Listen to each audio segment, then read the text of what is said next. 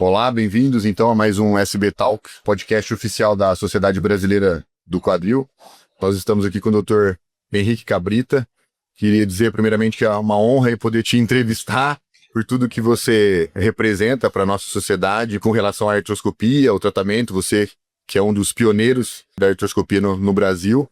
Então eu acredito que esse assunto é um assunto bem interessante, que faz muito parte da nossa rotina, né?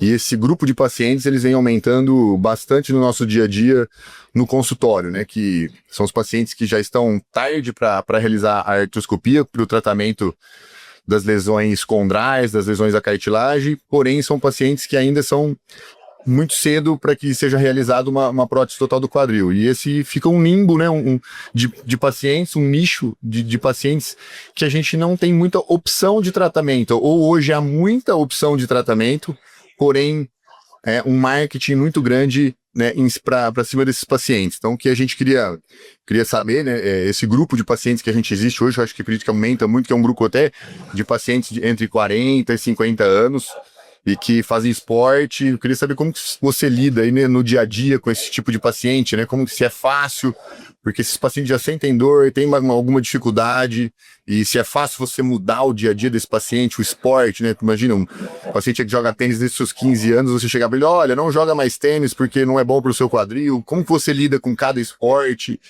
O importante é a gente tentar definir qual grupo que a gente está tratando. Como você próprio definiu, existem alguns pacientes que não estão numa idade que a gente considera que seja ideal para fazer prótese, que a gente considera que seja a partir dos 60 anos. A gente usa uma idade fisiológica dessas, porque a gente vai pensar que vai operar uma vez só e que a prótese vai durar o resto do tempo. E a maioria dos pacientes que a gente faz artroscopia e que tem bons resultados estão na faixa etária dos 25, 35, até os 35, no máximo 40 anos. Então vai haver uma população intermediária que realmente tem alguma alteração mecânica do quadril que está levando a alterações degenerativas, e nesse contexto é bastante importante ver que hoje em dia a maioria das artroses do quadril, ela tem uma causa primeva para acontecer a artrose, ela não acontece espontaneamente, ela acontece ou por impacto femoacetabular, ou por uma displasia, ou por algum trauma que levou a alguma lesão de cartilagem. Então, essa causa primeva, ela pode ser tratada. Só que a partir do momento em que é desencadeada uma cascata, em que você tem uma degeneração contínua da cartilagem, você apenas fazer uma artroscopia não vai evitar que o paciente tenha artrose, porque ele provavelmente já está desenvolvendo o processo de artrose. Então, esse tratamento da artrose inicial é que a gente está discutindo, ou seja, é um paciente em que você não consegue mais tratar o impacto, não consegue mais tratar a displasia ou a lesão condral, e ele é um paciente que geralmente é ativo, ele tem que estar fazendo toda a parte dele correta, como você próprio bem falou. Se o paciente ele tiver um peso errado, tiver uma alimentação que é ruim, tiver uma condição metabólica que é ruim, ele não vai conseguir fazer nenhum tipo de tratamento. A gente não vai conseguir oferecer nenhum tratamento que tenha efetividade. Outra coisa, mais do ponto de vista técnico e de informação para os ortopedistas, assim, o que você traz para a gente de relevância, que você sente que a artroscopia já não vai ser um indicativo de bom prognóstico para esse paciente, assim, no sentido clínico, do exame físico desse paciente, os assados radiológicos entre raio-x e a ressonância, que é o gold standard aí para o diagnóstico das lesões cartilaginosas. Começando pelo exame físico, né, que é o principal, principalmente restrições muito importantes de flexão do quadril. Então, flexão do quadril, o paciente tem uma flexão bloqueada com 60, 90 graus com bloqueio. Esses pacientes provavelmente têm um pior prognóstico para fazer qualquer tipo de tratamento artroscópico. Com bloqueio de rotação interna também maior do que 0 graus. Então, você flete o quadril do paciente, você não consegue chegar a 90. Tenta rodar interno, ele está travado. Então, mecanicamente, já sabe que esse paciente tem uma articulação que está mais comprometida. E em termos radiológicos mesmo, espaços articulares menores, então a classificação de Tones é bastante importante, você saber se você tem uma diminuição maior ou menor que 50% da espessura da superfície articular. A gente valoriza muito a radiografia comparando um lado com o outro.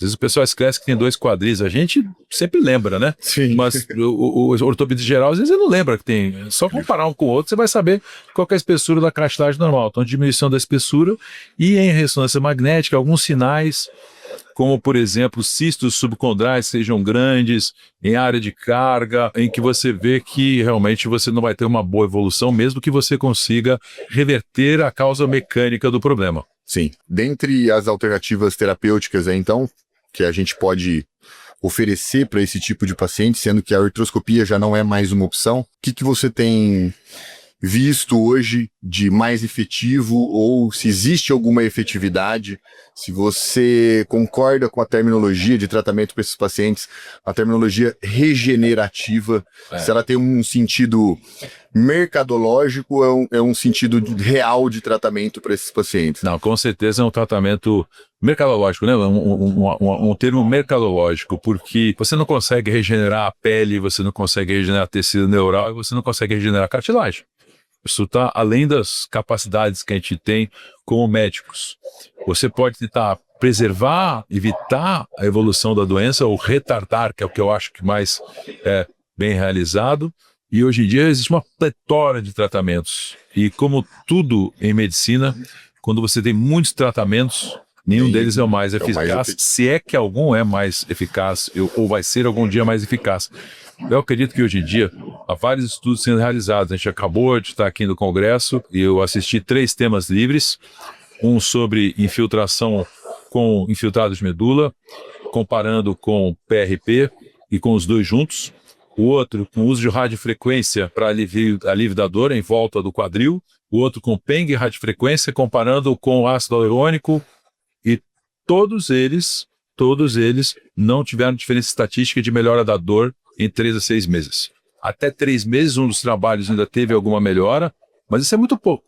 Melhorar a dor durante 3 meses é muito pouco para ter algum trabalho. Então, vários trabalhos estão sendo desenvolvidos e não tem nenhum trabalho efetivo que realmente possa realmente ser dito que você embasamento. O que tem embasamento e que é senso comum é que o paciente tem que ter um controle de peso, tem que ter um controle alimentar, tem um controle de atividade física, tem que fazer reforço muscular, tem que fazer fisioterapia, hidroterapia, tem que modificar as atividades de vida, como o Sebró falou desde o início, e é muito importante conscientizar o paciente disso, porque senão, mesmo quando ele chegar na prótese, for fazer a prótese, ele vai ter um mau resultado da própria prótese. Uma coisa que a gente vê com muita preocupação é a quantidade excessiva de tratamentos invasivos que estão sendo realizados e que acabam levando muitas vezes a efeitos colaterais. No ano passado, eu particularmente, nós acompanhamos 5 fraturas subcondrais em pacientes do sexo feminino acima dos 70 anos que tinham sido infiltradas.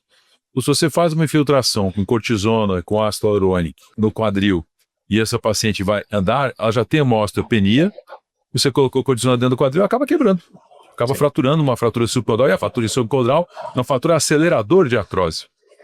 Não é que vai manter a artrose, piora muito. Em vez de você postergar, você acaba acelerando o processo artrósico e de dor e acelerando o processo para uma indicação de prótese total do quadril. Exatamente, e alguns procedimentos podem levar a algum risco, você inclusive tem infecção nessa articulação, então aí é pior ainda. E com a sua experiência, você tem, nessa janela que existe desses pacientes, você tem feito de rotina ou seleciona algum tipo de paciente em que você acredita que alguma dessas metodologias vai ter algum resultado a curto, médio prazo? Porque longo prazo eu acredito que um procedimento de infiltração não vai dar aí uma longevidade acima de 5 anos para um paciente. Não vai, isso com certeza. A gente não tem nada em que deu um bom resultado em 5 anos. Eu acredito que a nossa experiência é em pacientes que você tem uma diminuição pequena do espaço articular, então um tônus bem inicial, que tenha uma mobilidade razoável e que na radiografia você realmente ainda tem espaço, você pode tentar fazer uma infiltração com ácido hialurônico e, surpreendentemente, em alguns casos, realmente tem melhora da dor por 6 meses, 1 ano. Mas esse é mais ou menos o limite. 1 ano, é muito difícil o paciente ficar 1 ano e meio sem ter alguma sintomatologia, e a experiência de todos nós que fazemos é que quando é repetida essa infiltração, ela cada vez vai ter uma duração menor de eficácia, se ela teve uma boa eficácia da primeira infiltração. É muito diferente do joelho, completamente diferente. A nossa articulação ela é completamente estável, completamente cortada. Então a circulação do ácido hialurônico é muito pior dentro do quadril do que dentro do joelho. Então no joelho hoje em dia está bem estabelecido. São, né, por exemplo, sendo gerada uma artrose por displasia, que é a falta de estabilidade articular, a tendência é que esse processo inflamatório seja até acelerado em cima do resultado do ácido hialurônico. Sem dúvida, você falou muito bem, ou seja, quando você tem um paciente que é instável e você jogou ácido hialurônico dentro do quadril, você piorou a estabilidade dele. Sim. Então não tem por que melhorar. Outro problema é se o paciente tem um problema inflamatório. Se ele tiver uma artrite reumatoide, aí você pode eventualmente jogar a cortisona dentro para afastar o processo inflamatório. Mas se você jogar ácido hialurônico dentro, vai piorar mais ainda o processo inflamatório. E se você jogar fatores que sejam de proliferação, PRP ou células-tronco, alguma coisa desse tipo, num paciente que tem um problema reumatológico, isso daí pode desencadear muito mais reações. Então, a gente tem que tomar muito cuidado nessa parte. Eu sei que não existe um consenso da quantidade de infiltrações que pode ser realizada, mas o que você acharia um bom resultado para uma infiltração para que você possa realizar outra assim para o paciente? Porque muitas vezes o paciente questiona, doutor, mas eu vou ter que fazer sempre, né? E o paciente às vezes questiona outra coisa, quanto tempo vai durar, né? Eu costumo falar para o paciente, olha, você que vai me dizer quanto tempo vai durar. A gente está aprendendo com os pacientes no final das contas. Sim. Né? A gente está aprendendo com os pacientes, mas eu diria que um resultado razoável seria de 6 meses de melhora. Ou seja, se o paciente melhorou durante 6 meses, ele começa a ter sintomas, você estende um pouco mais, acho que você pode repetir uma vez. E se novamente vierem mais 6 meses sem sintomas, pode repetir. Mas a experiência que a gente tem é que isso não acontece indefinidamente. No joelho, sim. No joelho tem pacientes que vão fazendo infiltrações uma vez por ano, uma vez a cada 8 meses e prolongam 4, 5 anos. No quadril, que eu vejo, não tem nenhum trabalho científico que afirme que você consegue retardar a evolução com qualquer tipo de infiltração, com qualquer substância. Ok. Acho que tem alguma mensagem que você queira assim, dizer e passar tanto do aspecto, a gente está num podcast e isso aqui vai ser visto por tanto ortopedistas quanto nos nossos pacientes, né? Alguma mensagem que você queira deixar técnica para os ortopedistas e também de informação para os pacientes que estão sendo submetidos a esse tipo de tratamento? 2 notas para ambos. A primeira é que realmente estão sendo feitos vários estudos, mas são estudos. E são estudos, são científicos, que tem que ter grupos comparativos com e sem o material que está sendo utilizado e que o resultado não vai ser um resultado de 6 meses, 1 ano, 2 anos de acompanhamento. Vão ser resultados que vão 5 a 10 anos de acompanhamento. A partir daí você pode falar alguma coisa de uma substância que tenha eficácia. A segunda é que alguma hora isso vai acontecer. A gente vai conseguir achar alguma coisa que melhore a qualidade de vida do paciente, talvez influencie pouco a evolução da doença, mas que melhore durante algum tempo a qualidade de vida do paciente, que retarde a realização da prótese. Mas isso eu não sei quanto é que está perto. A gente realizou a leitura de código genético há 25 anos, agora fez 1/4 de século. E quanto é que isso trouxe de inovações para a gente?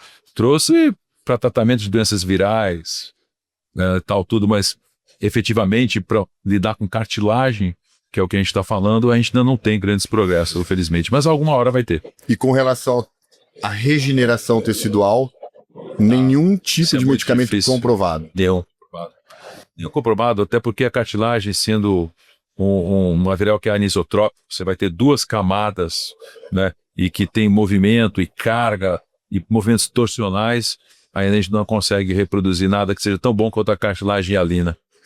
Isso aí, então, eu queria te agradecer a entrevista e que realmente foi uma honra poder estar aqui e honra toda minha. te entrevistar, tá bom? Por tudo que você representa, por tudo que sempre é muito bom conversar com você, porque além de ortopedia, a gente sempre acaba ganhando outras culturas, sobre viagens, sobre o rugby, que você adora tanto. Essa é boa, obrigado. Tá bom? Um abraço.